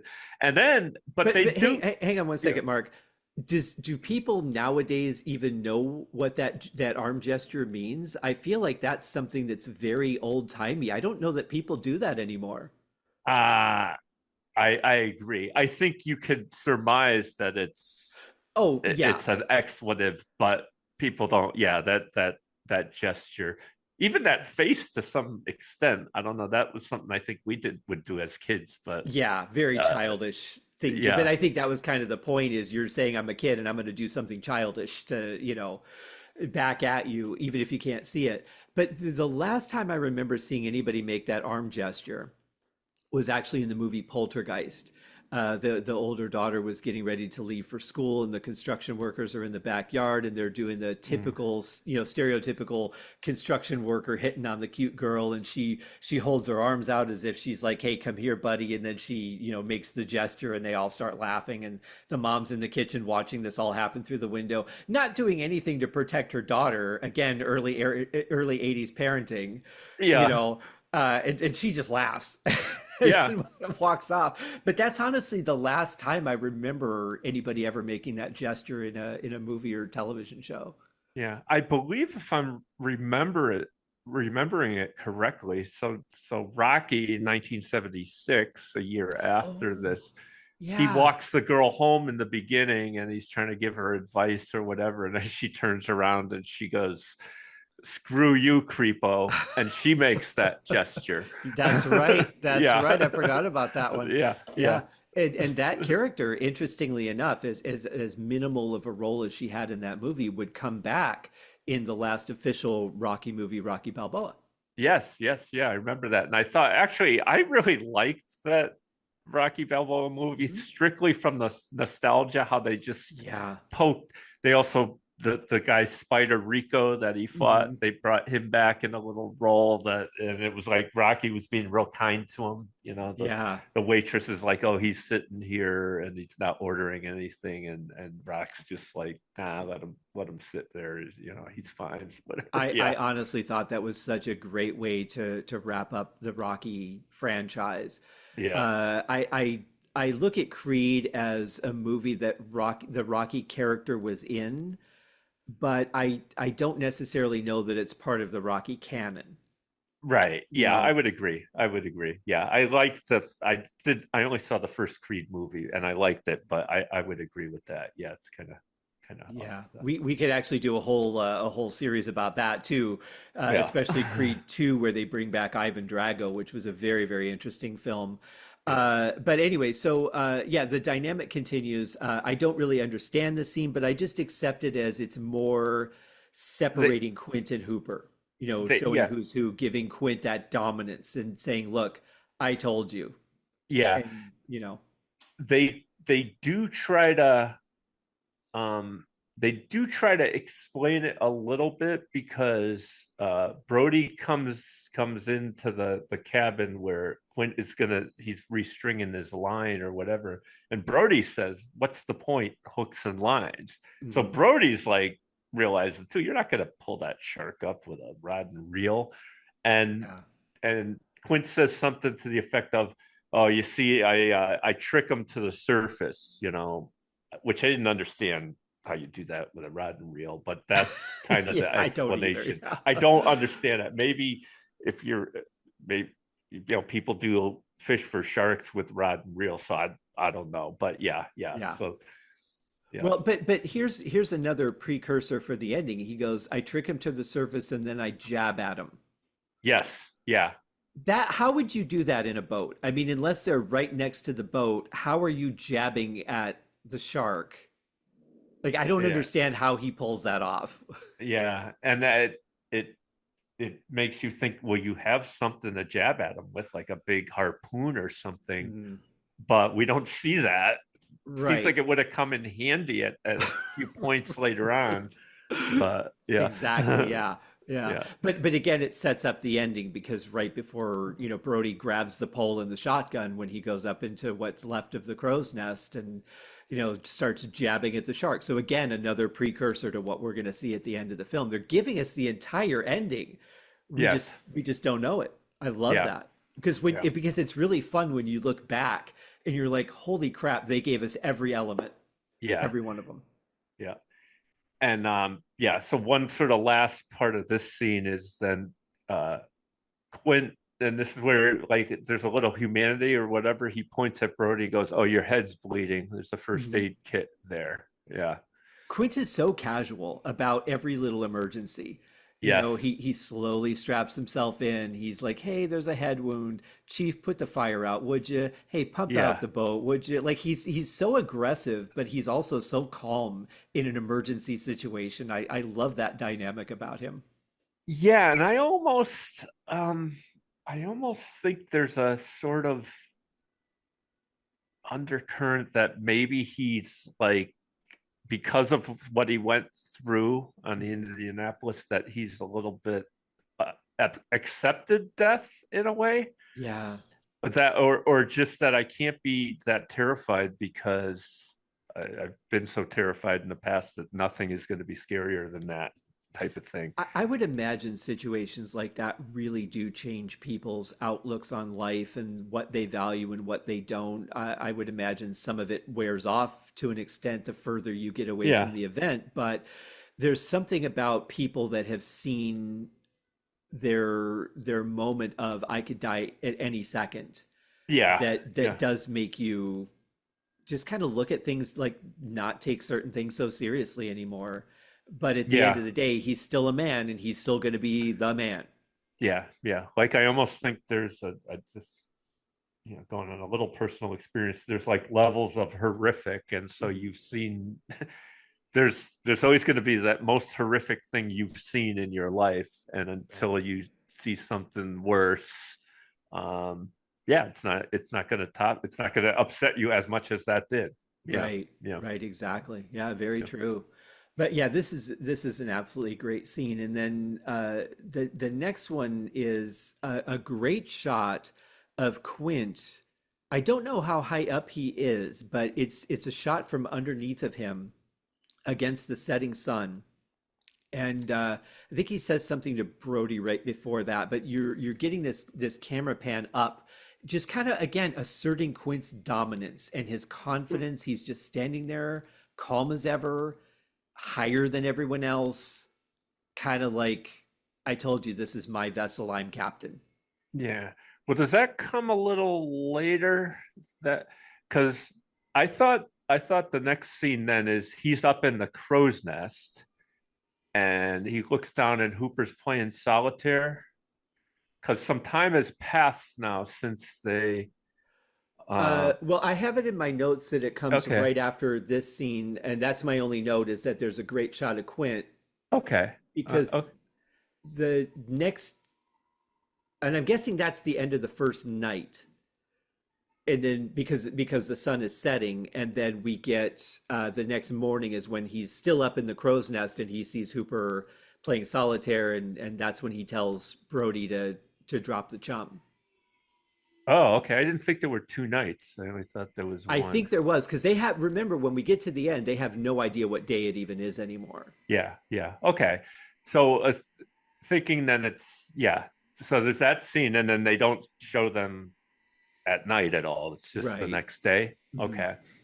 And Um, I love that they don't show them sleeping. They don't show them taking time out to eat, except for the one time that it makes sense to show that. I love that we don't have to understand every little step of what's going on with them. We just really need to be into their dynamic and follow what's, what their process is and what their experience is. But we don't need to be shown every little thing. yeah, yeah. Yeah. And I don't know if you guys can hear that, but apparently they're drilling through the entire earth outside. So so there's that. But yeah, so next, yeah, we get again in the power position high above everybody else. Who the boat's just kind of drifting. Uh, she's at the boat at the chum bucket, and Hooper's playing solitaire with an actual deck of cards, not on a computer or anything like that. And again, though, there's a little bit of isolation. Quint's up in the crow's nest. Hooper's by himself on the upper deck where the steering wheel is, and then Brody is down at the back of the boat where the chum bucket is, and like everybody's kind of not talking and just doing their own thing, and it's just kind of like you think that there was some kind of big argument that we missed out on, and nobody's talking to each other. Yeah, yeah, because in fact, Quint just says Brody better start that chum line again. Hmm.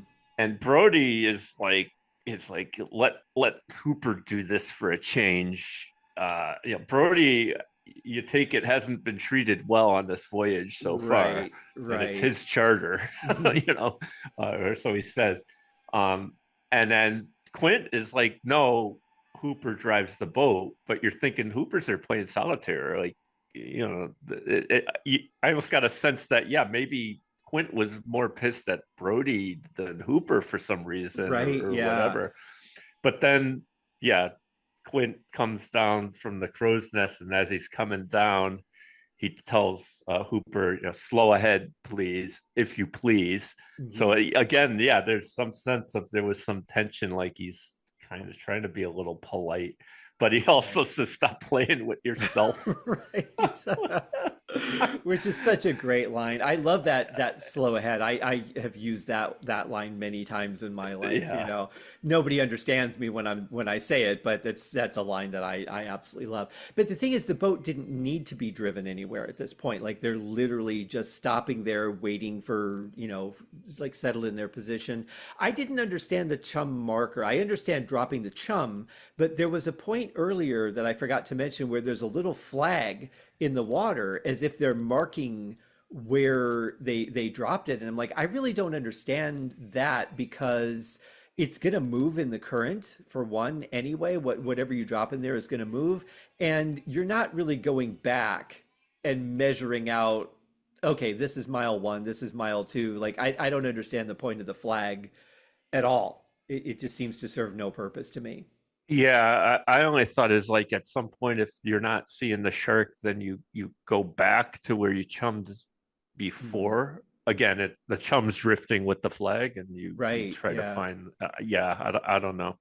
Mhm. Yeah, kind of Uh, I'm sure there's a logical reason for it. I yeah, just don't understand it myself. But yeah, this is where I mean the pivotal moment of the hmm, film right here. yep, Because Brody at this point, I don't know if he's frustrated for sure. I think he understands that he really serves no function. So the only thing he can do is this awful job that no one wants to do because he can't really offer anything else at this point. yes, And here you just he's complaining. He's doing what anybody in any job they don't like does. He's bitching. Slow ahead. I'll show you slow ahead. throws the chum in the water. We hear it, we see it coming up, and boom, Jaws pops out of the water. Yeah. One of the And most also, amazing and unforgettable moments in cinema history. yeah, and it's timed, and I think in another film it would have been a little too much, but I think it fit in this one where it's timed with it saying, "Why don't you come down here and shovel some of this Oh shit?" yeah. Mhm. As he's tossing it out, and the shark pops out of the water, and I hear that his line was ad lib too, which is one of the most famous lines in cinema history. But I mean, before he says the line, he pops up Mhm. shocked, Yeah, I like love really that pop shocked, up. Love it. and then just backs away as a person in shock would do. The thing about I realized about this point in the movie is we've kind of forgotten a little bit about the shark. I think we've gotten so caught up in the dynamic, we haven't seen anything. Mm-hmm. We also know that the shark is a killer. It's killed a small boy, probably a dog, killed Chrissy Watkins. But at this point, at this moment in the movie, now we understand what we're really up against. This huge shark just popped out of the water with these giant gnashing teeth. And now we're back in the actual storyline again, what we're there to deal with. And it's frightening because now we understand the scale of it. And we look at them in this little boat and go, how the hell are they going to catch that in this boat? Yes, yes, and the musical score kicks in Mhm. with this. At this point, it's sort of a half menacing, half adventure type of thing. Mhm. Um, and Quint and Hooper start running around. Well, of course, we didn't mention the line, and it's Yeah. basically he looks shocked and he backs into the cabin where Quint is, and he goes, "You're gonna need a bigger boat." But Which is I've an oftenly misquoted line where people say it is, we're going to need a bigger boat. Yeah, But he's actually saying, you're going to need you're a big, gonna which is a big difference because he's putting it all off on Quint now. yeah, and also almost questioning Quint's you know ability and judgment about the setup he's got. Right. Yeah, yeah, But in Quint fashion, and again, I love this about his character. He doesn't jump up and run out there. He studies Brody for a second. He slowly gets up. He slowly walks out of the cabin. I love the drama of this. yes, yeah. I also love it. I think it's somewhat. I mean, I don't know that it was on purpose, but there's like kind of a throwback to the film noir where Brody's got the cigarette in his mouth Mm, and it moves when he talks, when he says the line. right. And that's just, again, also to sort of convey the shock. Like he's so shocked he didn't even think to like pull the cigarette out of his mouth before he Mhm. starts talking. Yeah. Now But he's able to keep it in his mouth too. Yeah. Yeah. were you ever a smoker? No, no. Okay, I used to smoke when I was younger, and I can tell you that is not an easy thing to do, to let it dangle and shake with your speech. How he kept it on there, unless they fastened it somehow, like with a little bit of spirit gum or something. I don't know how they would have done that because that would have been take after take after take with the cigarette falling out of his mouth. So I think Yeah. they had to have attached it. Yeah, yeah. I know my father was a huge smoker, and I remember him talking, with the cigarette that's going up and down, and ashes falling or whatever. Mhm. Like, Yeah. and there's Robert Mitchum he hosted Saturday Night Live once, and they were making fun of that sort of noir trope like that. And he has a cigarette, and they obviously in the skit glued it because he's just tons of dialogue, and Right. you see him in profile, and the cigarette is just up and Yeah, down, like yeah. you can almost read what he's saying. Now, we Yeah, had talked about other actors that they had wanted for, or that were talked about to play Quint. And yeah, in a scene like this, I think this particular scene, Clint Eastwood would have been perfect for this. yeah. Somebody who Okay. doesn't talk much. He's very reserved, very calculated and patient. I think he would have been great. when you're talking about the scene where they're loading the boat and he's yelling all these, quips and everything, I can't see Clint Eastwood doing that.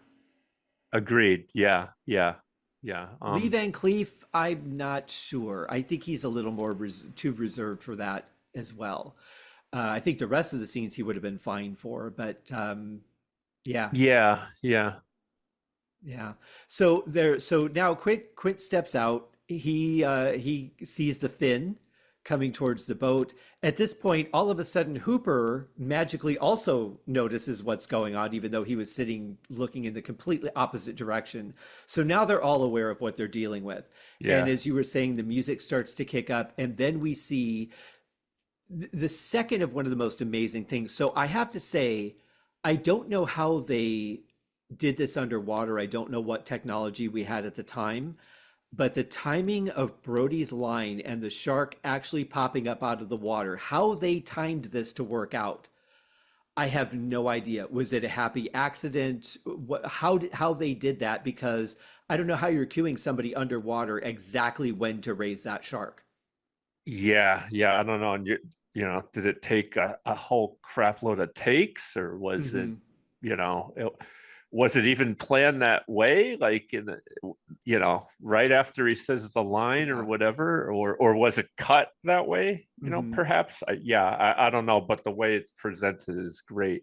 I Yeah. also want to mention I think the reason Hooper notices the shark is that Quint just sort of half quietly goes, "Shut off that engine," Oh, that's right. after Yeah. he sees it, Hmm. and then Hooper turns around like, "Why?" And Hmm. yeah, That's right. Yeah. Yeah. yeah, But then they're all standing there, and we get the second most amazing shot, which is the full length of the shark coming from under the boat, heading away. And they get to really, because we've seen the head of it. Now we're seeing the full body of it. yeah. Beautifully shot. I don't know. Somebody must have been up in the crow's nest with the camera shooting down. But again, you don't see any mechanics. You don't see, Right. I mean, this is a very realistic looking shot of a fish in the water.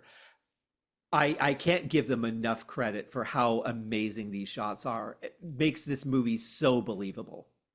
Yeah, yeah. Instead of doing like it's on the surface in the distance, and you see, the dorsal and the tail fin or something, which would have given you the size. But to be, yeah, up in the boat, third person or whatever, because it's Mhm. not from one of the characters' point of Right. views. Yeah, just a fantastic shot. Mhm.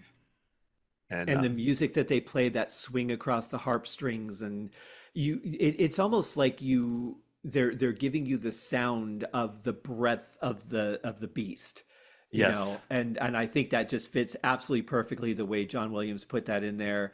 And this scene is one that I will rewind and watch a couple of times because it's just mesmerizing to me how absolutely stunning it really is. yeah. And then it's like we get a ramp up of pace in the music and a ramp up in pace of the action Yeah. uh at this point. And it's great because again we get that thing of uh Brody doesn't know what the hell to do. Right. he's Yeah. he's literally like mumbling, what do we do, what do we do? Hmm. And Quint and Hooper are jumping into action, like Yeah. they're doing their thing. And you Yeah. get that great scene where they're going along the edge of the boat, I think, and then you see Quint coming out with the harpoon gun, and Hmm. Brody sees it and he's got to back up because Right. oh Yeah. yeah, Yeah. yeah, I'm not getting in your way. But that yeah, line from Quint, got to get to work. Like now it's serious business. Now it's time. No more joking around. Now we're in this. We know what we're dealing with. It's here. It's right yeah, here. Let's get this done. And I love how instantly serious he becomes yeah, yeah, for a couple of minutes anyway. yeah, It won't last, but it's good to see in that moment. So yeah, he comes out with the spear gun.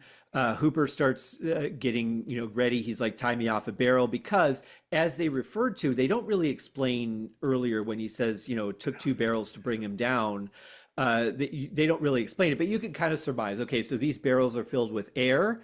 Air is going to do everything it can to get to the surface, and unless you're stronger than the air compressed in that barrel, you're coming up to the surface with it if you're attached to it. So the whole concept is you harpoon the shark's attached to the barrel, that barrel will wear out the shark and bring it to the surface so you can jab at it and kill it.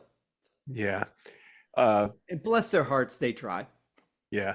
It's interesting though, like just before that is the scene that kids today in the Instagram generation can relate to, because Hooper wants to get a picture of the shark. Right. And he's telling Brody, you don't understand at first why. And Brody's like, why the hell do you want me to do this? He's going, can you go to the front of the boat, the end of the pulpit? Mm-hmm. And Brody's like, why? He doesn't want to go out there. He's just seeing a shark or whatever. And Hooper's insistent. And Brody keeps asking why. He's like, I need something in the foreground to give it scale. Right. And Brody's like, foreground my ass.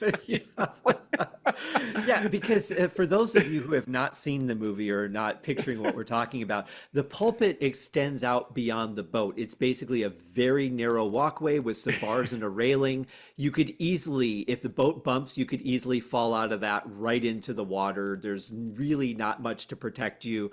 I certainly, after seeing this giant beast in the water that you now know is aware that you're there, certainly not going to do anything to put myself in a position to give it a hug anytime soon. Yeah, I'd want to be right in the center of that boat. Yeah, like... I'm in the cabin, Yeah. Like, whatever I can see from here is fine. Yeah. But yeah, so it's a pretty amazing scene, because again, you do get scale though as a viewer. You right. understand how big this boat really isn't in comparison to the beast. And I think that's a very important thing that will play in later. But yeah, the action. So, Quint is getting the gun ready. He asks Hooper to tie the barrel on to the harpoon so that they can start taking this thing down. No hesitation with Quint. I love that. But Hooper has some ideas of his own. Yes. And even though the shark's right there, Quint is poised, ready to fire. Hooper takes a little side trip. He goes in to get some equipment to attach to the barrel. It looks to me like a tracking device. It has a light beacon on it, which is good for night. But he looks like he pairs it up to a little antenna of some sort. So I'm thinking this is like a sonar type device, something that he can track distance.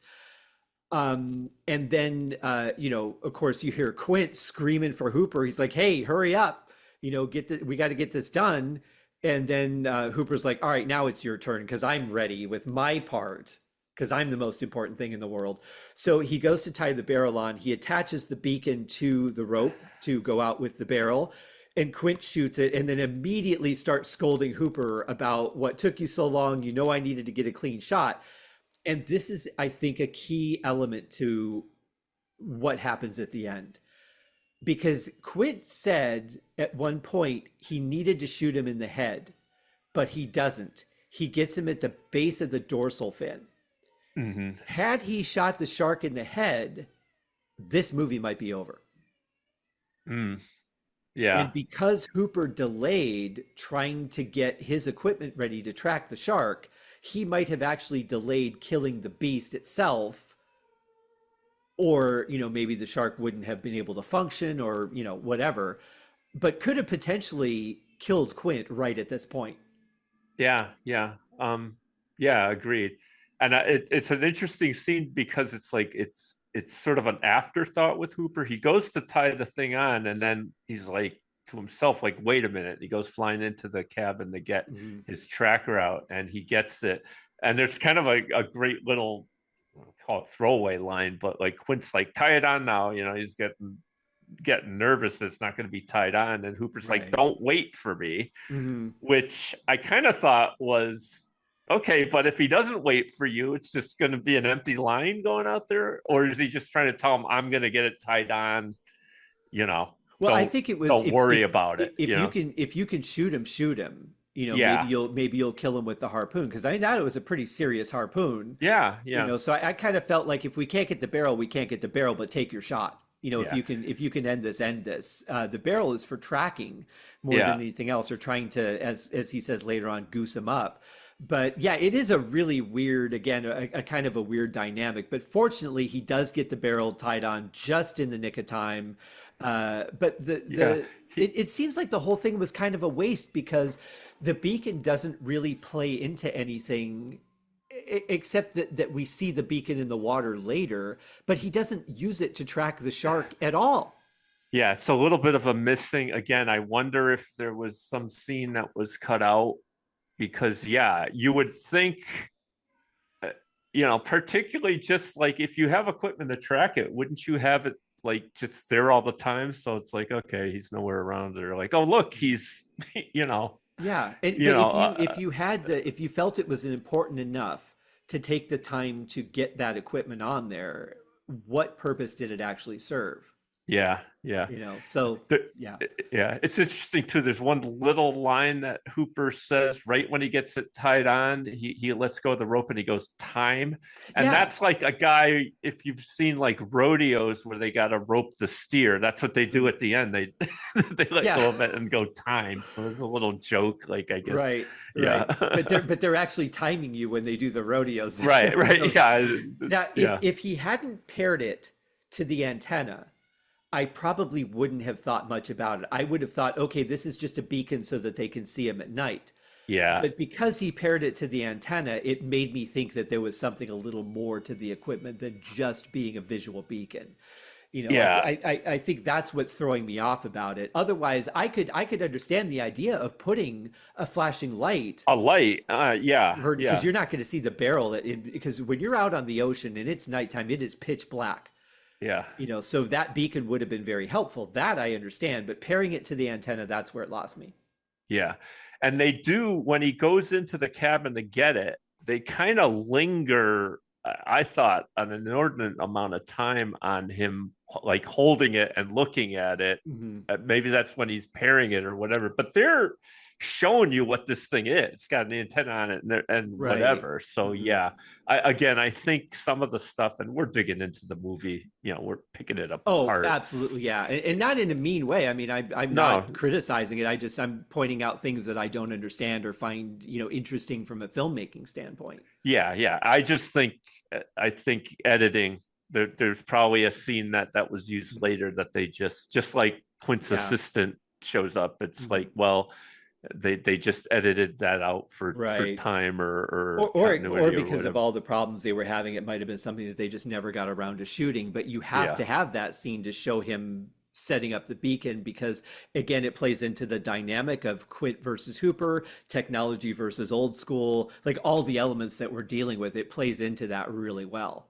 yeah, And then yeah, the argument of Quint yelling at Hooper for not getting it done quick enough wouldn't make sense either. yeah. And then does Hooper hop back up to drive the boat and he says, get another barrel on, I'm coming around again. Yeah. And you have this now, the score changes into this like adventurous almost, uh Mhm.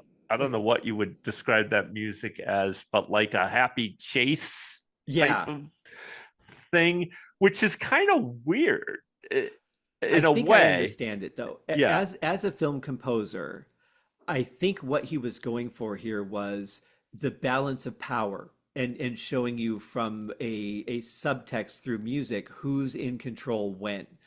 Because Okay. when the shark is in control or the shark is attacking or about to antagonize them, we get the shark theme. When they're in control, we get this lighthearted dun dun dun dun dun dun, dun kind of chase music or and the dynamic changes dramatically between the two. All of a sudden, it'll just go back to the cello, and then as the shark disappears, it trails off. I mean, it really follows the action of the film, I think, very well. But I think that's what he's going for is happy music, we're in power. Tense Yeah. music, the sharks coming, that kind of thing. So it does seem odd music for a thriller, and but I think that's why.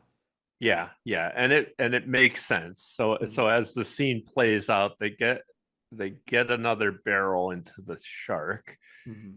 and then the shark takes the barrels down and disappears. And that's like when you're saying that music kind of trails off, and it's like, Mhm. okay, now, and you're right. Now who's in control? But We it were in trails off. control, and then it's Mhm. like oh yeah, maybe we're not. But Yeah. it also trails off with the cello, which is the Yes. shark's theme. So Yes. again, it's Yeah. switching the balance of power to the shark. The shark's going away. The shark music trails off. So I'm going to skip ahead. Well, let me explain what I wrote down for this part because I do find this a little bit confusing as to Sure. how this plays out with the barrels. And this might have been an editing thing. This might have been a mechanical issue with them, the way that they had to film it. So again, I'm just trying to understand the dynamic of it. I'm not picking on Steven for the filmmaking.